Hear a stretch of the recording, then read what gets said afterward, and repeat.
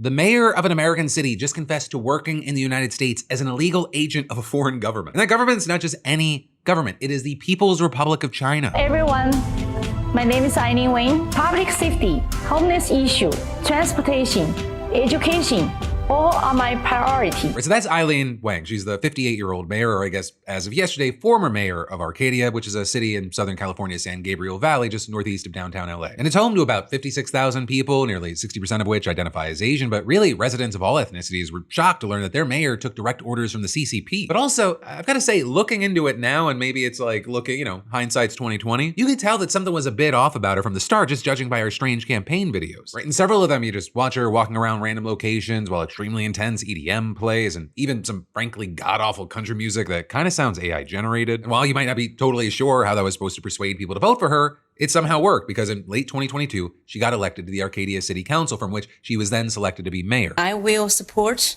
and defend the Constitution of the United States. I firmly oppose any attempt by any foreign governments to influence or interfere. One of the big things here is that people have been suspicious of her for a while now. And that in part because in late 2024, her campaign manager and treasurer, Mike Sun, whom she called her boyfriend and fiance, was also charged with being a Chinese spy. And so then everyone's eyes kind of went towards Wang, and she was like, Mike Sun, who's that? Number one, he's not my fiancé.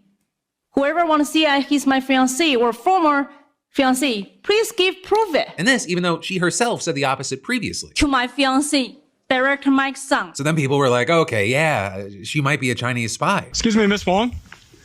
Can we speak with you about these allegations?